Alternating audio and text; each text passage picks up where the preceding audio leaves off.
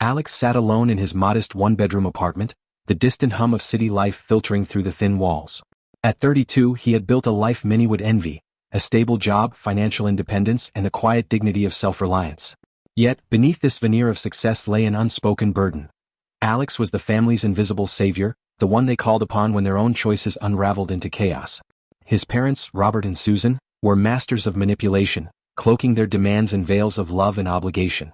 Emily, his older sister, had burned through 2 marriages, her reckless spending habits leaving behind scorched earth. Jacob, his younger brother, clung to failed business ventures like a gambler chasing a winning streak, while Dave, their charming yet enigmatic uncle, carried secrets darker than anyone dared to imagine. The invitation arrived on a crisp autumn morning, sealed with gold lettering that read "Family Reunion, a Celebration." The irony wasn't lost on Alex. To him, these gatherings felt less like celebrations and more like ambushes disguised as warmth. Still, he attended, not out of loyalty but out of habit, a conditioned response ingrained over years of guilt trips and emotional blackmail. This time, however, something felt different. The air seemed heavier, charged with an undercurrent of tension he couldn't quite place. When Alex stepped into his father's lavishly decorated living room, it struck him how meticulously everything had been staged. Candles flickered softly, casting golden hues across the room. Name cards adorned the dining table, each written in elegant cursive. It all screamed effort, as if the family were trying too hard to convince themselves, and perhaps Alex, that this was a joyous occasion. But Alex knew better. He could feel the weight of unspoken expectations pressing down on him, even before anyone spoke. Robert stood at the head of the table, his posture commanding attention. With a glass of wine raised high, he cleared his throat and began. "We've made a decision," he announced, his voice steady, almost rehearsed. "After much discussion and voting, we've agreed. Alex will take responsibility for my debts. If not," he paused, letting the words hang ominously in the air, "then he is no longer part of this family." The room erupted in applause, the sound jarring against the gravity of the statement. Everyone smiled, except Alex. His heart pounded in his chest, each beat echoing disbelief. Was this real? Had they truly orchestrated such a calculated betrayal? He scanned the faces around the table. Emily's forced grin, Jacob's indifferent shrug, Dave's smug smirk. Even Susan avoided meeting his eyes, her focus fixed intently on her plate. Alex clenched his fists beneath the table, forcing himself to remain composed. He wanted to scream, to demand answers, but instead he laughed, a sharp, hollow sound that cut through the celebratory atmosphere. "You're serious?" he asked, his tone laced with incredulity. No one responded directly. Instead, Emily leaned forward, her voice dripping with false sweetness. "Come on, Alex. Don't be dramatic. It's just a family decision." "A family decision?" Alex repeated, his voice rising slightly despite his best efforts to stay calm. "And when exactly did I get a say in this so-called vote?" His question hung unanswered, swallowed by the uncomfortable silence that followed. Robert broke it with a dismissive wave of his hand. "You've always had the resources," he said coldly. "We're simply asking you to use them for something that matters. For us." "For us." The phrase reverberated in Alex's mind, twisting into something bitter and cruel. 4 years he had poured his earnings into their endless crises. The mortgage, medical bills, car repairs, tuition fees, all while receiving nothing but vague promises of gratitude. Now they expected him to shoulder yet another burden, one far greater than any before. And if he refused? Banishment, exile, erasure. As the evening wore on, Alex sat quietly, observing the spectacle unfold. Plates clinked, glasses clattered, laughter filled the room, but none of it reached him. He felt like an outsider looking in, watching a play where every actor knew their lines except him. Slowly, deliberately, he reached into his jacket pocket and pulled out a small black USB drive. Holding it up for everyone to see, he said softly, "If we're voting, then here's mine." The room froze, all eyes turning toward him. For the first time that night, Alex saw cracks in their carefully constructed facade. Fear, uncertainty, suspicion. Whatever resolve they had mustered began to waver. And though Alex didn't know it yet, this moment marked the beginning of the end. As the USB stick clicked into place, the room seemed to shrink around us. My voice cut through the silence like a blade, sharp, deliberate. "This is my vote." I pressed play and the first frame flickered onto the screen. It was dimly lit footage from a parking garage, grainy but unmistakable. My father's car pulled into the frame, and there he was, pacing nervously, pulling a crumpled betting slip from his coat pocket. The camera shifted. It wasn't just one night. There were dozens of clips, each more damning than the last. The next scene showed him hunched over a blackjack table, chips flying across the felt as his hands trembled with desperation. Then came the bank statements, withdrawals in rapid succession, for $0,003, $500, $2,200, all on the same days as his casino visits. Finally, the piece de resistance, A time-stamped photo of my father handing cash to a man outside a bar, a known loan shark. Every frame was a nail in the coffin of lies they'd built around me. The room froze. You could hear the hum of the TV, the faint creak of chairs as someone shifted uncomfortably. My mother's voice cracked first. Where did you get that? She stared at me, her face pale, eyes wide with disbelief. I didn't answer immediately. Instead, I leaned back in my chair, crossing my arms. My tone was calm, almost conversational, though inside I was seething. Oh, it's not just me, I said. Uncle Rob knew. Dave knew. Hell, I think even Jacob knew, but no one said a word. You all just waited until I showed up so you could dump this mess on me again. Jacob looked away, guilt written all over his face.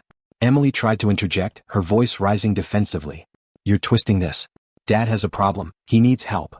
I laughed then, a bitter, hollow sound that echoed in the suddenly suffocating room. Help? No, what he needs is accountability. What all of you need is someone to blame and fund. Well, I'm done being your scapegoat. My father stood abruptly, his chair scraping against the floor.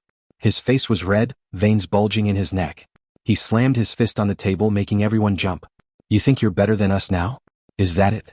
I met his gaze without flinching. No, I think I'm done being your personal ATM. And frankly, I can't believe how ungrateful you all are. Ungrateful? My mother snapped, her composure finally cracking. Do you have any idea what we've sacrificed for you? You wouldn't even be here if it weren't for us. Oh, spare me, I shot back, my voice rising now, fueled by years of pent-up frustration. Ungrateful is lying to your entire family about a medical crisis when you've been bleeding money into poker tables for years. Ungrateful is staging a family reunion just to ambush me with some twisted sense of duty. Emily stood, her face flushed with anger. Why are you doing this?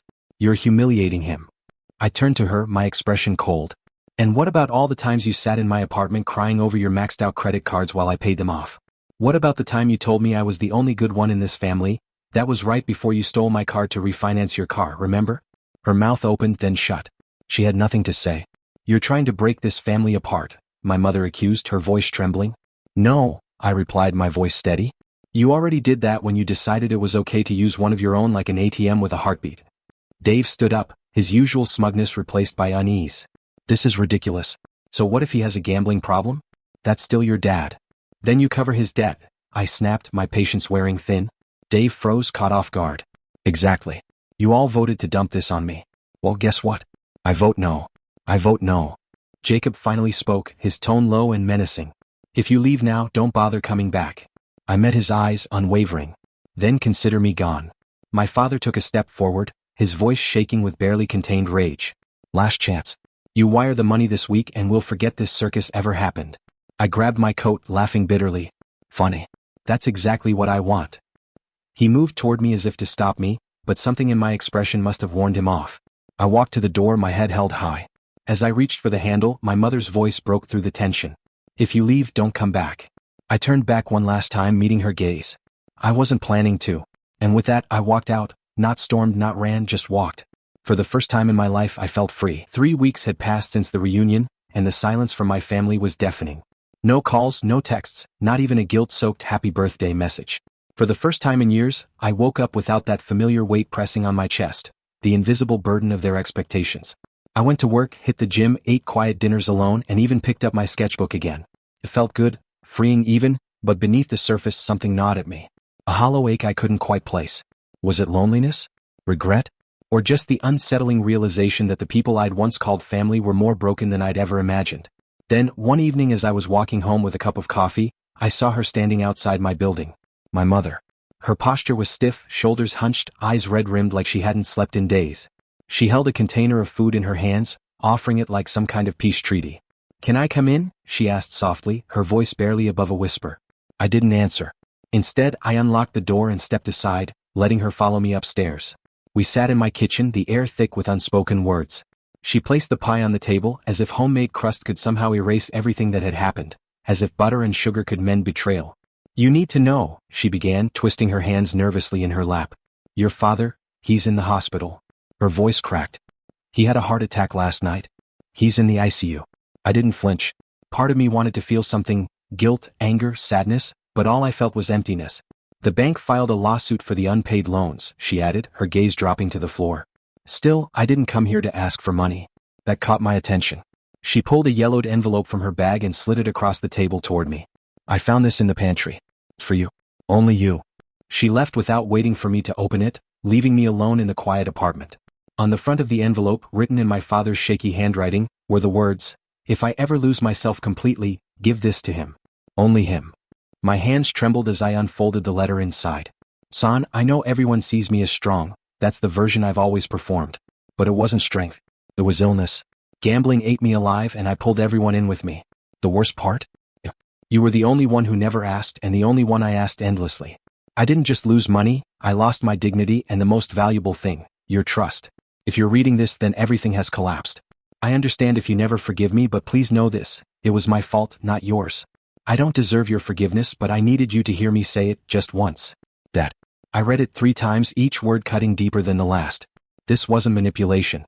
It wasn't another guilt trip wrapped in desperation. It was raw, honest failure, a confession laid bare. For the first time in my life, my father wasn't talking at me. He was talking to me. The next day, I visited the hospital. He looked frail, hooked up to machines, his face pale and sunken into the pillow. My mother sat beside him, silent. When I walked in, she nodded but didn't speak. My father opened his eyes and saw me. He didn't smile or argue or demand anything. He just cried. "I got the letter," I said finally. His lips parted slightly and he nodded weakly. "Thank you," I added. Not for the words but for the truth. We sat in silence for a long moment before I spoke again. "But I'm not coming back. I'm not going to help. I just want to move on." And for the first time he didn't fight me. He simply nodded again, tears streaming down his face. As I left the room, I nearly collided with Dave. He looked awful, unshaven, bloodshot eyes, his usual smugness replaced by shame. "Heard you came," he muttered. "Listen, I've been such an awful person." "True," I replied flatly, not bothering to soften the blow. He hesitated, then handed me his phone. "I brought something too. I wasn't going to, but you should see this." On the screen was a grainy surveillance video from a casino. My father stood at a table, surrounded by stacks of chips. Beside him was Dave, slipping cash into his hands. "You gave him money?" I asked slowly, turning to face him. Dave's face went pale. It was a setup, a scheme. I used Uncle Rick's name, washed money through his gambling. He'd lose it and it would come back to me legit. Everyone thought he was drowning, but it was all part of it. My stomach churned as the pieces clicked into place. The vote wasn't about helping my father. It was about protecting Dave and keeping his crimes hidden. As I walked out of the hospital, my phone buzzed with a new message. It was from Lisa, Dave's wife. "I found out everything. I'm filing for divorce. But I wanted to say thank you. You were the only one brave enough to pull the curtain down. The rest of us were too afraid." The fallout came like a storm, relentless and unforgiving. Dave was the first to crumble. His divorce from Lisa became public knowledge, splashed across headlines that exposed not only his gambling habits but also his involvement in money laundering. The man who once strutted around family gatherings flashing expensive watches now lived out of a dingy motel room, his assets seized by investigators. His reputation, a fragile veneer propped up by lies, shattered overnight. Even his closest friends distanced themselves, leaving him isolated and bitter. Emily wasn't far behind. Brian had taken full custody of their children after screenshots of her texts surfaced online. Her casual dismissal of me, "He'll crawl back eventually," had been weaponized against her in court. The judge ruled that her behavior reflected poorly on her ability to parent responsibly. She lost everything, her home, her kids, even her sense of self-worth. It was as if the ground beneath her feet had collapsed, leaving her adrift in a sea of regret. And then there was my father. The investigation into his gambling debts uncovered something worse than anyone expected. Some of the accounts he used were registered under Grandma's name, a woman who hadn't been lucid for years before her death. They'd exploited her frailty, using her identity to cover their tracks. When the news broke, the family's last shred of dignity burned away like paper in a fire. My father sat in silence during interviews, his face pale, his hands trembling. He wasn't just guilty, he was complicit. But the real reckoning happened late one night when Emily showed up at my door. She looked unrecognizable, hair tangled, mascara smudged, eyes hollow with exhaustion. For a moment, I thought she might collapse right there in the hallway. Instead, she stepped inside without asking, just like she used to when we were kids. Only this time, there was no arrogance, no practiced superiority. She looked broken. "I didn't know where else to go," she whispered, her voice barely audible. "They cut me off." "Who did?" I asked, leaning against the counter. "Everyone." She dropped her bag onto the floor and slumped into a chair. "Dave's divorce went public. Brian took the kids and left. He sent screenshots of all my texts to Mom, the ones where I joked about how you'd probably crawl back eventually." She paused, her shoulders sagging further. "Dad's under investigation too. Apparently, some of those gambling accounts were opened under Grandma's name. That hit differently. Grandma had spent her final years trapped in dementia, barely aware of what year it was. And they'd used her. Used her name, her memory, her vulnerability, all to protect themselves. I stared at Emily, searching for traces of the sister I once knew. But she wasn't crying. She wasn't angry.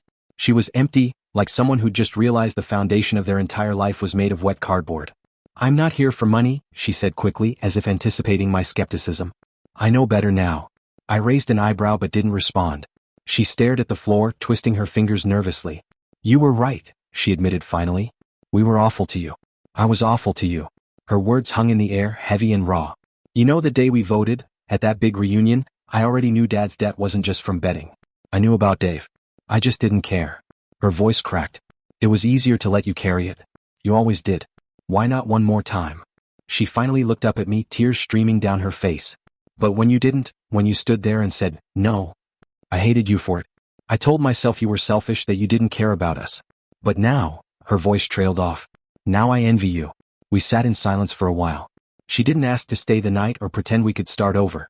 When she left hours later, she slipped out quietly, closing the door behind her. For the first time in weeks, I felt a strange sense of peace. Not happiness, not yet, but clarity. The next morning, I checked my email and found a message from Brian. Subject line, "Thank you." I never said it before, but I wanted to. Thank you, not just for exposing what you did, but for surviving them. I used to think there was no escape, that I just had to smile and take it. Watching you walk away gave me permission to do the same. I've got full custody now. The kids are thriving.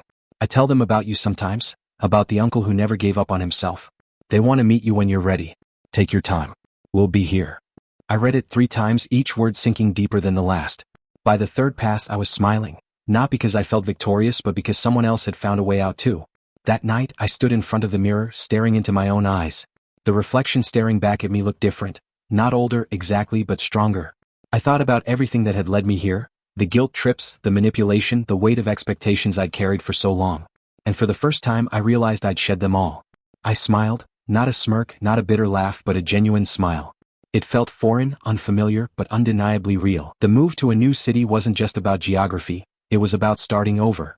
I found a small studio apartment tucked away on a quiet street, far from the chaos of my old life. The walls were bare when I first arrived, but they didn't stay that way for long. Each brushstroke on the canvas became a release, a way to process everything I'd been through. For weeks, I painted obsessively, pouring my frustration, anger, and eventual clarity into colors and shapes. And then one night it came together, enough. It was simple, a single word in bold, jagged letters across the center of the canvas. Behind it, layers of swirling grays and blacks clashed with bursts of vibrant reds and golds. It wasn't polished or perfect, but it didn't need to be. It was raw, honest, and unapologetic, a visual representation of what I'd learned. Love without respect is meaningless. Family without trust is toxic. Saying no isn't selfish, it's revolutionary. I titled the piece simply, Enough. When I stepped back to look at it, I felt something shift inside me. This wasn't just a painting, it was a declaration. A boundary. A reminder that I deserved better, not just from others but from myself. A few months later, I hosted my first art exhibit in a tiny gallery downtown. The space was modest, lit by soft overhead lights that cast warm glows over the pieces displayed. Friends and strangers mingled quietly, sipping wine as they moved from one work to the next. But it was enough that drew the most attention. People stood in front of it, some nodding thoughtfully, others whispering to each other. One woman even teared up, her hand pressed against her chest. When she noticed me watching, she approached hesitantly. This speaks to me," she said softly. "Like it's exactly what I needed to hear today." Her words caught me off guard. I hadn't expected anyone else to connect so deeply with my personal journey. But maybe that was the point. Pain and resilience are universal languages. After the crowd thinned, I stood alone in front of the painting, letting its message wash over me again. Enough. No more guilt trips. No more manipulation. No more sacrificing myself for people who refuse to see my worth. That night, as I walked home under a sky scattered with stars, I allowed myself to feel hopeful for the first time in years. Not because everything was fixed, because it wasn't, but because I finally understood that healing doesn't mean forgetting. It means learning, growing, moving forward. I thought about Emily, Dave, Dad, all of them still tangled in their own messes. Did I forgive them? Not entirely. But I no longer carried their burdens as if they were mine. That freedom felt lighter than anything I'd ever known. By morning, I was already sketching ideas for my next project. My phone buzzed on the table, a text from Brian. "The kids loved your painting. They said it makes them feel brave too. Thank you for being someone they can look up to." I smiled, saving the message before heading out for coffee. As I passed a park filled with laughter and chatter, I realized how much had changed. I wasn't running anymore. I wasn't hiding. I was living. Fully, unapologetically enough.